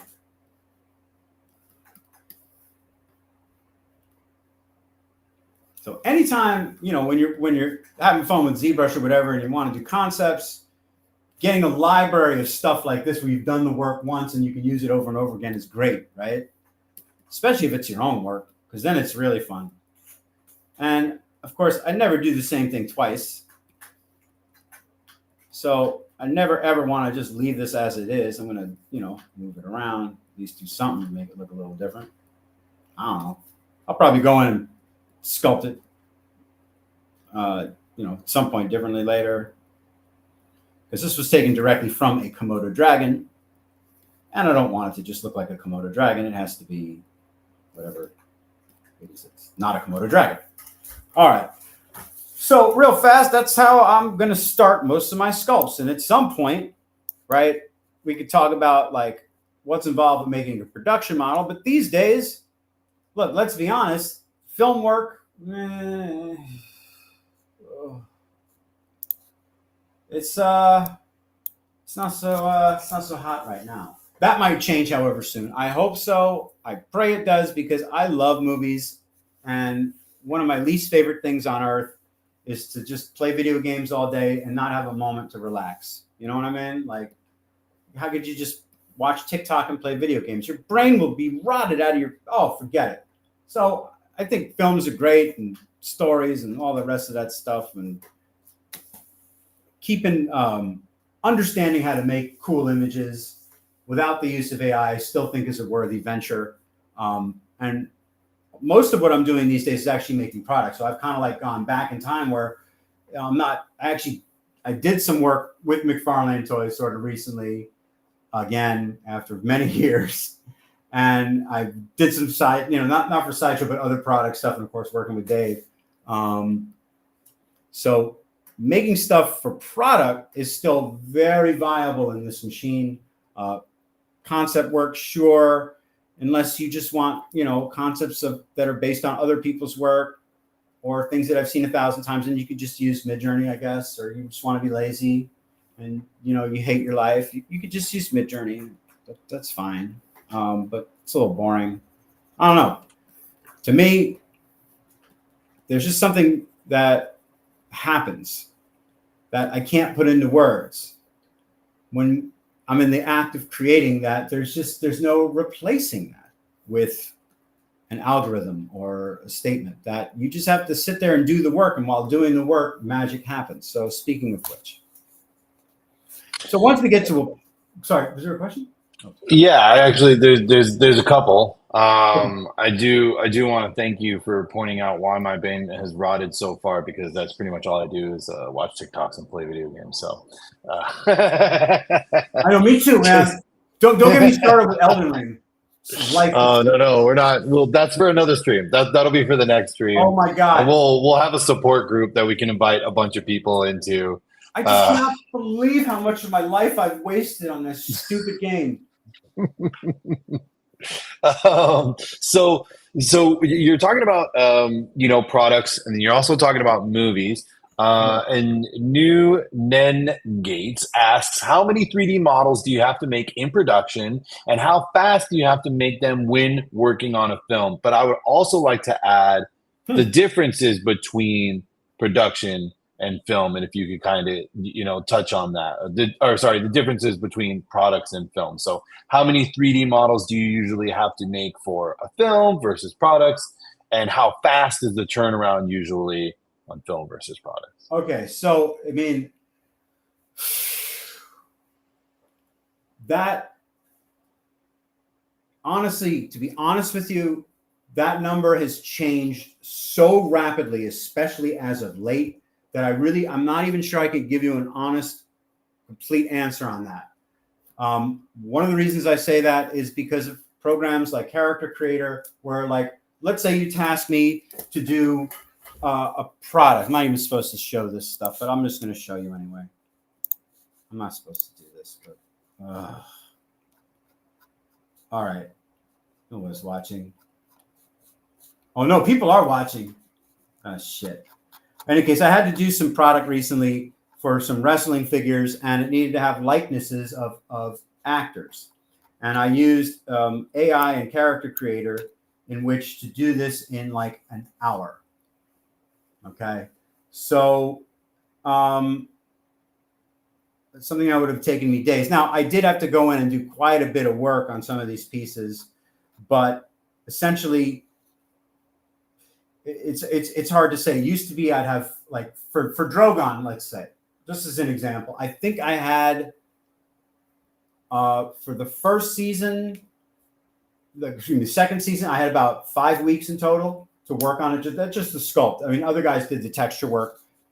They were tasked with that. I wasn't doing that. So for just the sculpt now, of course, I would have to do, just FYI, I would probably have to do both the texture and the sculpt, because that's just the way it is. You kind of have to do everything now, right? So again, but it was 5 weeks for the baby Drogons. Big Drogon took about 8 weeks in total, I think. And then after that, it was out of my hands. And, Pixamano went and did their things to it.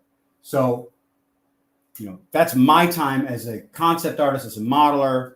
But when you add textures in, when you add all the other stuff in, it could take more time, but it could also take away time, because so many things now, like I said, Character Creator, are AI driven, that you can do things a lot faster now than you could before. So that's my unfortunate kind of nondescript answer for that. If that helps or doesn't help, I'm sorry. Well, I mean, I think it's helpful because it's from a perspective of honesty, right? You're talking about how it is for you, but I think continuing on kind of in that same idea of time and how that's changed. How about budget? So when you talk to people about the minimum that it takes for you to work on something, how do clients find you, and then how does pricing work? Like, how do you work within that, and how has that changed? Oof. Well, unfortunately, I don't have good news for anybody, unless you're on the money side of things. But for those of us on the creative side, no. After the pandemic, things got pretty rough. Since the writer's strike, it's gotten beyond bad, to the point where, I don't know. I'm very glad that I can diversify myself enough that when the bad times come, at least I can do some other things to make money and still be creative and have fun and love my life. But, what's going to happen in Hollywood, honestly, there's so many factors involved with that right now. It's hard to say, because you've got, on the one hand, you've got the rise of AI. I don't know. Am I so threatened by AI? Honestly, not really, because I look at it as, so far at least, it makes really crappy content. So far, nothing I've seen, I'm like, wow, that's what I'm trying to do. And what I'm trying to do, of course, even for me, is incredibly difficult, right? So for a machine to try to do what I, a human being, find incredibly difficult to do, good luck. My standards are really high. So the AI hasn't quite yet met my standards. It does stuff to me that looks a little derivative, but it works really good for automating tasks and doing shit that I don't want to do, and that don't require, having to have everything put through that filter of a horrible childhood, into their work to make scary monsters. The AI can't do that, but it actually does make some scary shit. And I don't know. It's interesting. God, I lost track there. I started thinking about some AI piece I did like a while ago. This little tarantula thing. I gotta pull it up. It's just so scary. This stuff is so creepy. I don't even know, like, if my mind can come up with some of the weird creepiness that the AI comes up with. Like, what's that? It's like The Thing. Weird arms growing out of faces. It's fun though, and honestly, I sometimes I use it, especially since we were talking before this thing happened. We were talking about 1099, doing freelance work.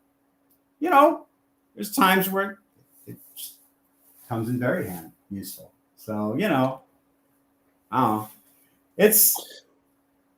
I just think about this. There was a time in which there was, before photography, right? People would have to illustrate everything, right?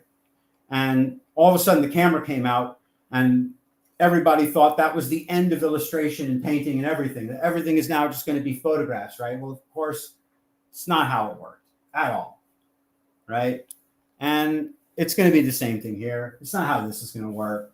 People love being people. They love other people. They love other people's stories. And, you know, people line up to this day to see a hundreds-year-old Michelangelo statue. Why? Is it sculpted? I mean, it's an amazing sculpture, right? But some guy did that by hand, which is just incredible. And you know they did it by hand. And when you look at my work, you know, at some degree, even though, yeah, I'm using digital technology, I'm still doing the work by hand. And there's always going to be a value to that.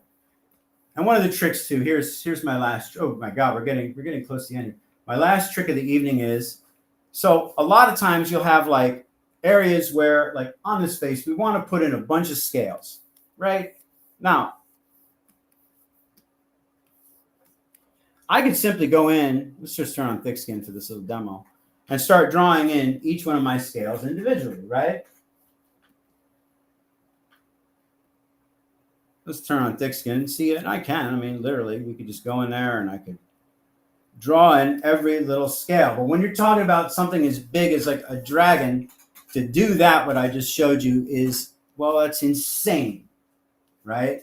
Now, you do have to go in and do some sculpting, but if you're smart, then you know to look for photographs of reptiles that have scale patterns, because one of the things like I love are patterns that are kind of flowing, where like with Drogon's face, we've got big scales going into little scales that are maybe not as sharp as the horns, then going into another set of scales that are a little less sharp than that, but never that same thing repeating over and over again. And with that in mind, you know, I don't really like to use repeating tiles. So here in this case, as you can see, like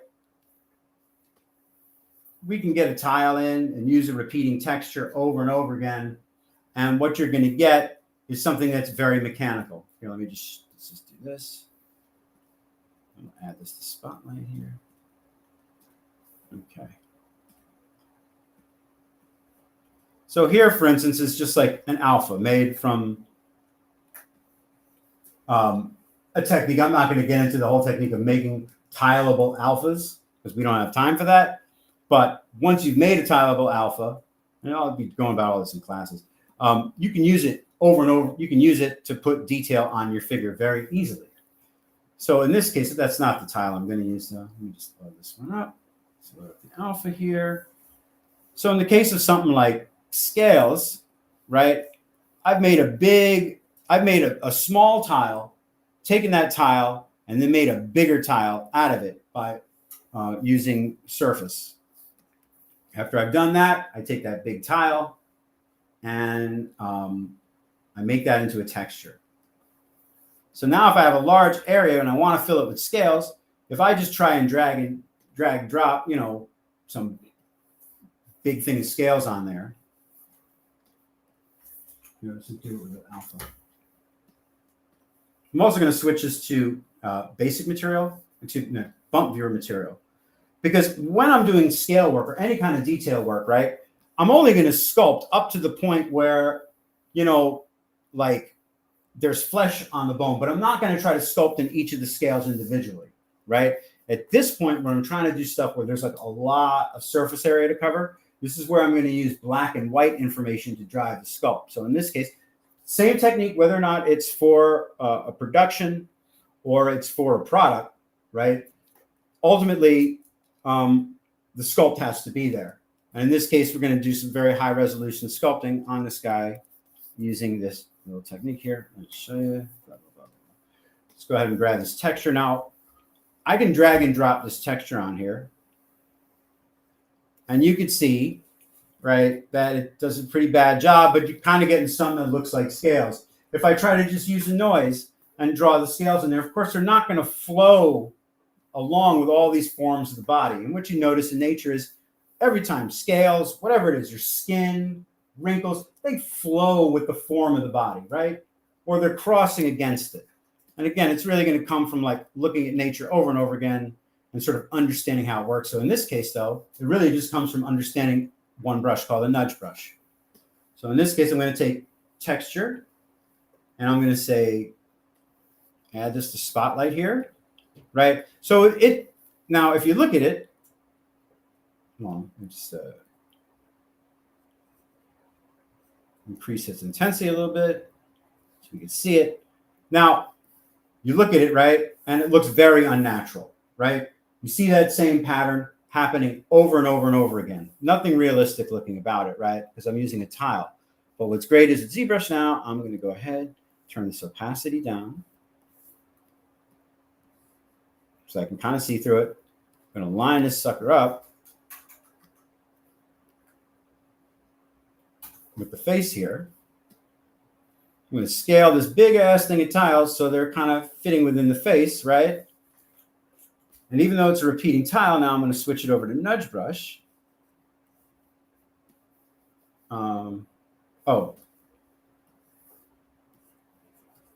And turn focal shift down. And we'll do is, whoop, no, we want opacity. Let's need a little bit lighter because you can't see it, sorry. All right, so now using the nudge brush, right? We could take what is a repeating tile of scales and just pushing and pulling them and kind of squeezing them into the place here. We are going to get a nice looking section, just right here as an example. And using smooth, another great thing with this, using this technique is that ZBrush allows you to smooth that image, which Photoshop doesn't do. It just allows you to restore, but having the ability to smooth is fantastic. So now I could just go ahead and zippity-doo-dah. That's not a great word. I don't know why I said it. Paint a bunch of scales on the piece. But, you know, again, it doesn't look like it's a repeating form, right? You can't tell it's a tile because I've used the nudge brush and moved it around. So basically to do Drogon now, imagine this is just part one, right? This is how I'm going to make all the maps. After I'm done making said maps, right, you'll see that, of course, none of that detail is there. But I'm going to do this really cool thing, which is masking. Mask by intensity. No, it's mask by color. Oh, see, I have it hotkeyed. Mask by intensity. Right? So that's now going to make this lovely mask of where those scales are going to go. And all I have to do is grab my displace brush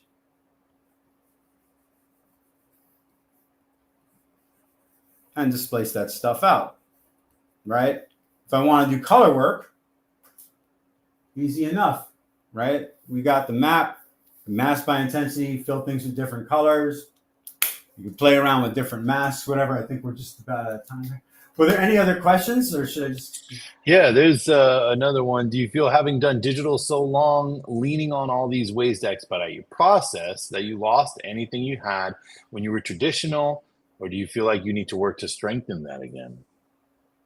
Well, I mean, yeah, definitely. I've lost something having not worked in clay for a while. When I didn't, I found that not having an undo button was really painful. And I'm also, you can't really tell, but I have terrible allergies to things. So like just touching all those chemicals and like latex, stuff like that was really bad for me. So in a way I miss it, but another way I'm kind of happy I don't have to do it. But then again, I don't know.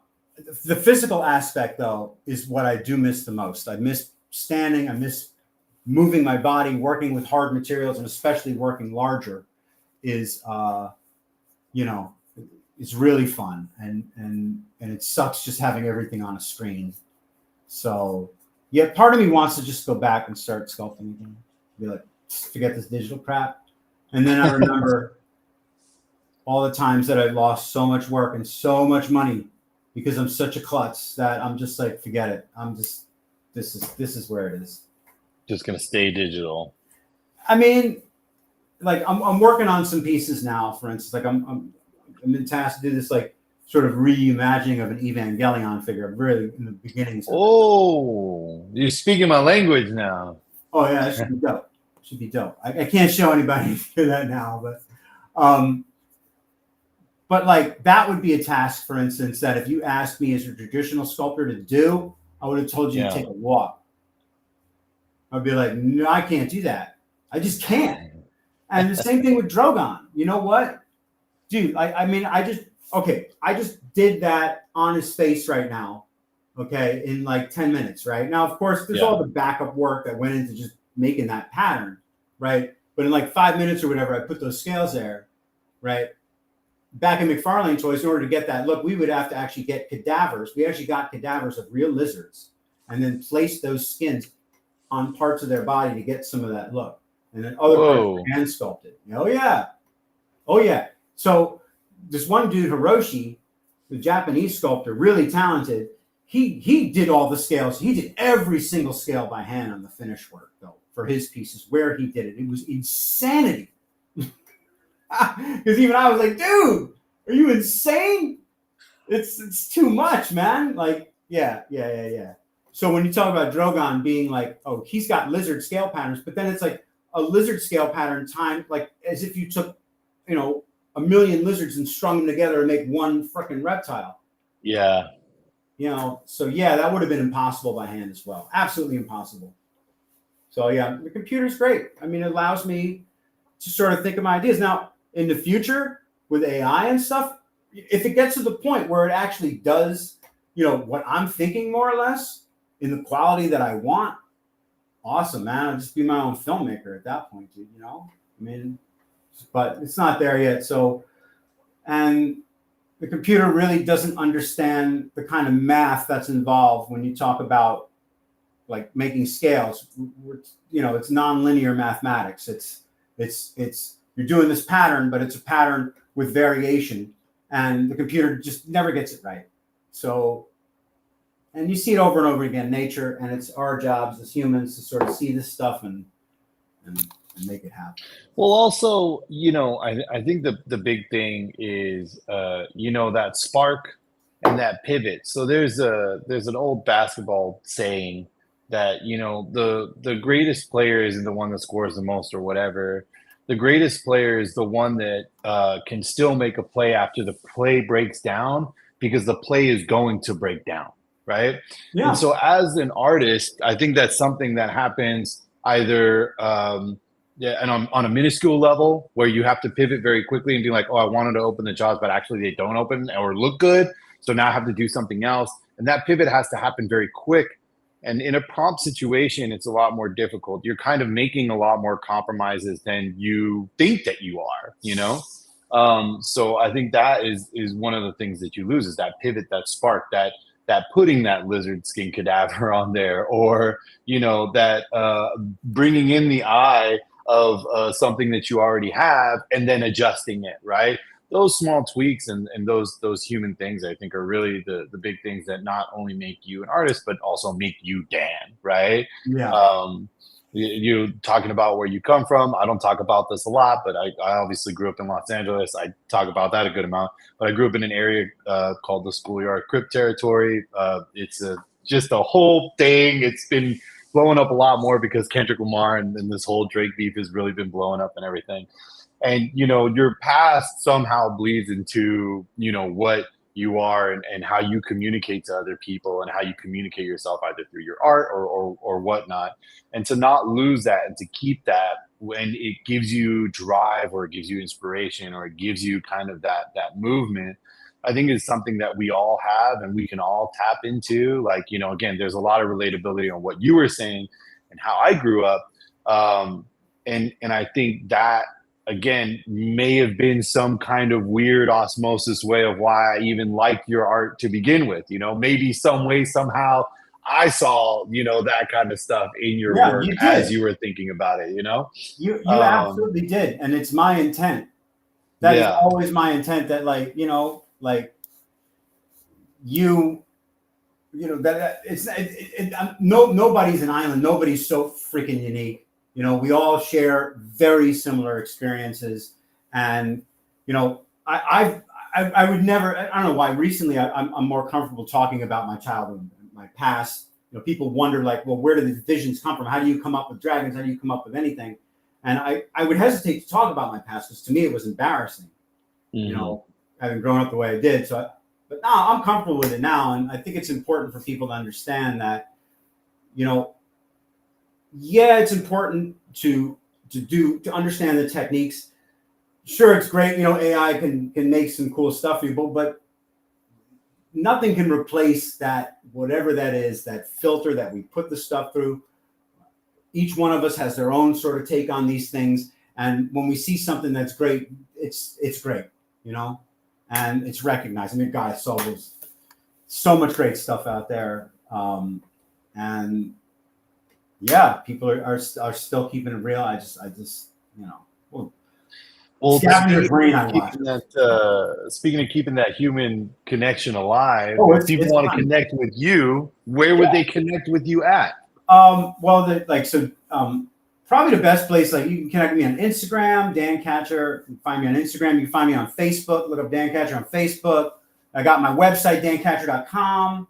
Awesome. And you have an ArtStation too, right? I have an ArtStation account, Dan Katcher, at, you know, ArtStation. And I'm going to try to be posting a lot more recently. I know. I'm sorry. I'm like a freaking. I always wanted to be sort of like the wizard behind the curtain, and no one would ever see me. But now, that's not a thing. I got to kind of come out there and talk to everybody. So, hi, everybody. Well, we appreciate you, you know, kind of explaining the Emerald City to us. And walking us through the Yellow Brick Road. That was really great for you to take your time and take us all through that. I think everybody here in the chat is probably applauding. You probably can't hear it, but they're all at home making their neighbors miserable with how loud they're cheering, I'm sure. And I want to thank you all for coming and checking out this live stream. If you're curious on what Gnomon can do for you, visit us at gnomon.edu. And if you want to catch up to date with us or check out any other live streams that we have, make sure to check us out on also Instagram or Facebook or wherever you get your social. You can check us out on Twitter. We're on TikTok. We're all over the place at Gnomon_school. And until then, till next time, we'll see you. Thanks a lot, man. Thanks, everybody, for showing up. And yeah, look for classes. Meet me online. If you see me in the street, say hi. Bye.